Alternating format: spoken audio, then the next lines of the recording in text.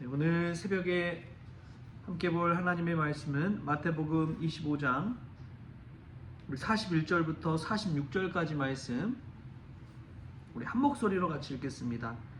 25장 41절부터 46절까지의 말씀입니다.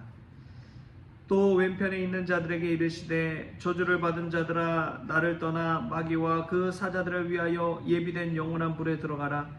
내가 줄일 때에 너희가 먹을 것을 주지 아니하였고, 목마를 때에 마시게 하지 아니하였고, 나그네 되었을 때에 영접하지 아니하였고, 헐벗었을 때에 옷 입히지 아니하였고, 병들었을 때와 옥에 갇혔을 때에 돌보지 아니하였느니라 하시니, 그들도 대답하여 이르되 주여, 우리가 어느 때에 주께서 줄이신 것이나 목마른 것이나 나그네 되신 것이나 헐벗으신 것이나 병드신 것이나 옥에 갇히신 것을 보고 공양하지 아니하더이까.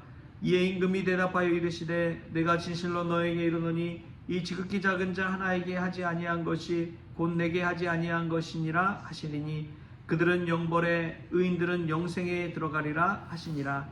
아멘. 할렐루야. 말씀에서 우리에게 깨닫는 은혜가 있기를 소망합니다. 오늘 말씀에는 이제 주의 왼편에 있는 자들에 관해서 이야기하는데, 예수님께서 이제 이 마태복음 25장에서 오른편에 있는 자들을 양과 같다고 하고 왼편에 있는 자들은 염소와 같다고 이야기하고 있습니다. 어제는 이제 오른쪽에 있는 자들이 받는 주의 나라의 상급에 관해 이야기했다면, 오늘은 왼편에 있는 자들에 대한 심판에 관한 메시지이기도 하죠. 네, 양과 염소로 이렇게 비유로서 이야기하는데, 여러분, 양과 염소의 차이가 무엇일까요? 우선 양은 뿔이 없지만 염소는 뿔이 있지요.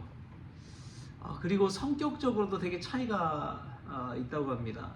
양은 온순해서 그냥 앞에 사람만 보고 졸졸졸 따라가고 낮은 곳을, 평평한 곳을 되게 좋아한다고 그래요. 근데 염소 같은 경우에는 언덕 같은데, 담벼락 같은 데를 막 올라가는 것들을 되게 좋아하고 굉장히 능동적이고 주도적이라고 합니다. 그래서 보면은 양은 그냥 가만히 조용히 있는 성격이라면, 염소는 그냥 자기 마음에 안 들면 어떻게 해요? 뿔로 들이받지요. 뿔로 막 들이받고 막 위협하고 막, 시골에서도 이제 몇 번 그런 것을 본 적은 있는데 때로는 무섭지요. 뿔을 이렇게 들이받고 막 달려들고 하면은, 양과 염소의 차이를 보면은 그러한 차이들이 있습니다. 근데 멀리서 보면은 어떤가요? 양인지 염소인지 잘 구분이 안 되지요. 거의 비슷비슷하게 생겼기 때문에도 그렇습니다.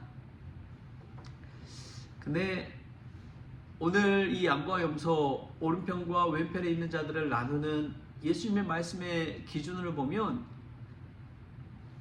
지극히 작은 자 하나에게 한 것이 곧 내게 한 것이니라. 바로 여기서 이제 기준이 갈립니다. 예수님의 이 말씀의 기준은 어떤 성격적인 차이나 생김새의 차이가 아닙니다. 지극히 작은 자에게 한 그 사람의 행태를 보고, 행실을 보고 예수님께서 양과 염소로 나누는 것이죠. 이것을 볼 때 우리가 성경에서 참 눈여겨볼 사건들이 많이 있습니다. 성경을 보면 구약에서도 그렇고, 약자를 보호하고 약자 중심의 이러한 말씀들로, 계명들로 세워져 있다는 것을 알 수가 있어요. 그래서 레위기나 이런 데 보면은 이삭줍기라고, 이 논밭을 베더라도 한 켠은 그냥 남겨두고 이삭, 떨어진 이삭을 줍지 말라. 여러분, 왜 그렇습니까? 이 밭없고 논 없는 자들, 먹을 거 없는 자들이 와서 주워 먹을 수 있도록, 주어서 그 양식을 먹고 생명을 유지할 수 있도록 그렇게 하는 이삭 줍기에 그러한 계명이 있죠. 그래서 태어난 커플 있잖아요. 보아스와 룻이 있잖아요. 이삭 줍기 혜택으로 이 커플이 결혼도 하고, 나중에 이제 그 자손에서 다윗이 나오고, 다윗의 자손으로 또 예수님이 오시고, 그런 놀라운 일이 있는 것이죠. 신약에서도 뭐 봐도 고아와 과부와 나그네를 선대하라고 하는 메시지가 이제 성경 전체를 관통하고 있습니다. 고아와 과부와 나그네를 선대하라. 그러니까 지극히 작은 자 중심으로 성경이 흘러가는 것이죠. 세상의 역사는 사실은 왕들만 기록된 역사, 힘 있는 자들만 기록된 역사, 위대한 사람들만 기록하잖아요. 근데 성경을 보면은 힘없는 자, 연약한 자, 그러한 이들이 무수히 많이 기록되어 있는 것을 봅니다. 하나님의 말씀도 그렇고 예수님의 정신도 그렇고 지극히 작은 자 하나를 귀히 여기기 때문에 그렇습니다. 아주 작은 자 한 사람, 아주 미약한 한 사람, 이름도 없는 그 한 사람, 사회에서 무시받는 한 사람, 그 한 사람 한 사람을 귀히 여기는 마음이 이 성경 전체에 흐르고 있기 때문에 그런 것이죠. 그래서 우리가 이 말씀 속에서 분명히 알아야 할 것은 심판의 기준은 저 높은 사람, 위대한 사람, 잘난 사람이 아니라 지극히 작은 자 한 사람에게 어떻게 하느냐가 그 사람의 심판과 축복과 그게 결정된다는 거예요. 여러분 교회 안에서도 그렇고 세상 안에서도 그렇고 지극히 작은 자 한 사람을 보면 꼭 이 말씀을 기억할 수 있길 바랍니다. 이 말씀을 기억할 때 내가 그 사람에게 어떻게 됐는지에 따라서 나도 천국에서 그만큼 대접받을 수가 있는 것이지요. 지극히 작은 자 하나에게 어떻게 한 것이 곧 내가 천국에서 누리게 될 은혜와 축복이라는 사실, 천국의 보물을 쌓는다는 사실을 꼭 기억할 수 있기를 바랍니다. 어떤 분이 그런 이야기예요. 늘 하나님 앞에서 변명하는 자는 지옥에서도 변명할 것이다. 지옥에 가서도 변명할 것이다. 그런 이야기를 해요. 우리가 누구나 다 쉽지 않은 현실 속에 살아갑니다. 그럼에도 불구하고 놀라운 것은 늘 긍휼의 마음을 가지고 선대하는 마음을 가지고 사는 사람은 되게 마음의 부자라는 거예요. 실제적인 부자가 아니더라도 마음의 부자입니다. 얼마나 행복해야 하는지요. 어려운 자들을 돕고 기부하고 섬기고 대접하면서 정말 이 땅 가운데 부자들이 누리지 못한 것들을 누리면서 살아갑니다. 그것은 천국에까지도 쭉 이어진다는 것이죠. 여러분 우리는 어떻습니까? 우리는 얼마나 지극히 작은 자를 선대하고 있습니까? 우리가 오늘 이 말씀을 마음에 새기고 천국의 보물을 쌓는 방법, 그것은 지극히 작은 자 하나를 섬기고 먹이고 대접하고 선대한다는 것, 그것을 깨달을 수 있기를 바랍니다. 또 오늘 우리가 말씀 가운데 분명하게 깨달아야 될 것은 죄인은 영벌에 들어가지만 의인은 영생에 들어간다는 사실입니다. 오늘 말씀 마지막 말씀 한번 볼까요? 우리 45절 46절 말씀 우리 같이 한번 읽겠습니다. 45절 46절 시작. 이에 임금이 대답하여 이르시되 내가 진실로 너에게 이르노니 이 지극히 작은 자 하나에게 하지 아니한 것이 곧 내게 하지 아니한 것이니라 하시리니 그들은 영벌에 의인들은 영생에 들어가리라 하니라. 아멘. 이 영벌에 들어간다는 것은 영원한 불에 들어간다고 오늘 또 본문 말씀에 보면 나와 있어요. 오늘 본문 말씀 41절에 보면 왼편에 있는 자들에게 이르시되 저주를 받은 자들아 나를 떠나 마귀와 그 사자들을 위하여 예비된 영원한 불에 들어가라. 영원한 지옥불에 들어간다는 것이죠. 영벌이 그와 같습니다. 얼마나 무서운지 몰라요. 여러분 화상 입어본 적 있습니까? 지난주엔가요 제가 고기를 구워주는데 애들 삼겹살을 구워주는데 굽다가 기름이 튀었어요. 뜨거워하고 있는데 바로 뭐 조치를 좀 취하지 못했는데 보니까 나중에 이 화상 흉터가 생겼더라고요. 근데 진짜 엄청 뜨거운 거예요. 그 기름 튄 것만 해도.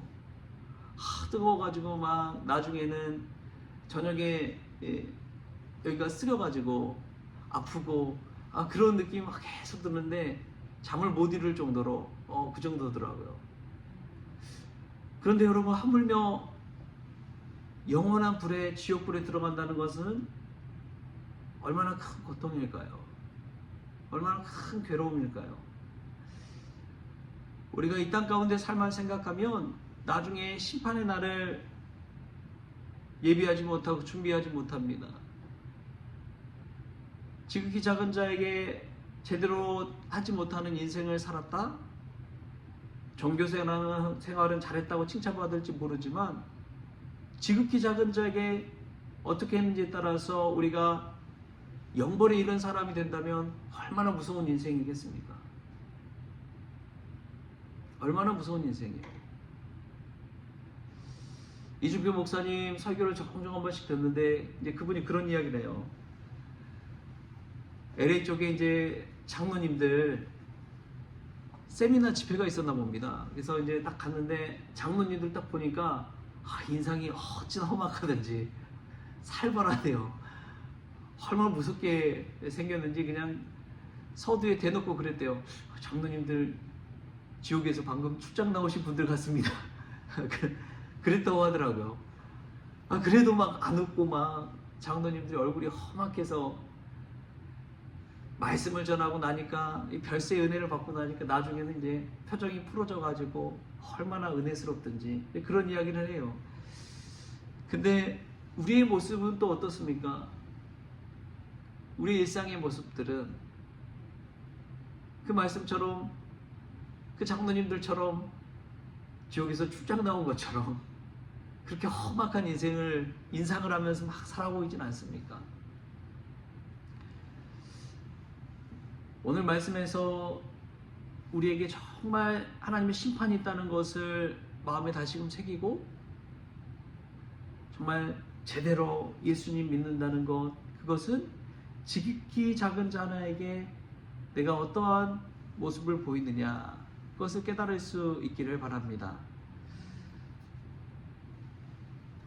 어떤 분이 저에게 그런 이야기 하시더라고요. 그 사람이 어떤 사람인지를 알기 위해서는 아이를 어떻게 대하는지를 보면 안다, 그 이야기를 하는 거예요. 어린아이를 어떻게 대하는지 그 태도로 보면 그 사람에 관해서 어느 정도 알 수 있다, 그 이야기를 해요. 그래서 정말 아이들을 사랑하고 아이들 앞에서 천진난만해지고 얼굴에 웃음이 있고 아이들을 좀 귀히 여길 줄 아는 마음을 가지고 이렇게 대하는 사람과 아이 위주보다도 어른 중심으로, 나 중심으로 대하는 그러한 사람들을 보면 확연히 다르다는 거예요. 여러분, 우리는 어떻습니까? 우리의 모습은 얼마나 우리보다 힘이 없고 연약하고 부족하고 의지하지 않고는 살아갈 수 없는 이들을 어떻게 대하고 있는지요. 우리가 어린아이들을 따뜻한 마음으로 영접하고 대접하고 사랑해 주는 것처럼 우리 주변에 있는 지극히 작은 자 한 사람을 만날 때 오늘 말씀을 기억하고 우리가 그들을 선대할 수 있는 그러한 믿음의 종들 될 수 있게 바랍니다. 그때에 천국의 보물을 쌓고 영생에 들어가는 그 문이 활짝 열린다는 것을 기억하시면서 예수님의 이름으로 그 모든 일 잘 감당할 수 있기를 주신 예수님의 이름으로 축원합니다. 기도하겠습니다. 하나님 아버지, 우리는 얼마나 염소와 같은지요. 내 마음에 들지 않으면, 내 마음과 맞지 아니하면 그냥 뿔로 들이받는 그런 우리의 모습을 보게 됩니다. 주님, 불쌍히 여겨 주시옵소서. 지극히 작은 자에 관한 기준을 가지고 성경 전체에서 이야기하고 있는 것처럼 하나님, 예수님을 믿으면서 교회에서 종교생활하는데 만족하는 것이 아니라 일상 가운데서 만나는, 또 기억도 못할 지극히 작은 자에게 어떻게 대했는지를 우리가 떠올려 보게 하여 주옵소서. 그리하여 예수님 말씀대로 순종하며 살았을 때 영생에 들어가는 축복을 누리게 하여 주옵소서. 감사하며 예수님의 이름으로 기도하옵나이다. 아멘. 우리 주님이 가르쳐주신 기도로 오늘 새벽 기도를 마치겠습니다. 하늘에 계신 우리 아버지여, 이름이 거룩히 여김을 받으시오며 나라가 임하시오며 뜻이 하늘에서 이루어진 것 같이 땅에서도 이루어지이다. 오늘 우리에게 일용할 양식을 주시옵고 우리가 우리에게 죄진 자를 사하여 준 것 같이 우리 죄를 사하여 주시옵고 우리를 시험에 들게 하지 마시옵고 다만 악에서 구하시옵소서. 나라와 권세와 영광이 아버지께 영원히 있사옵나이다. 아멘.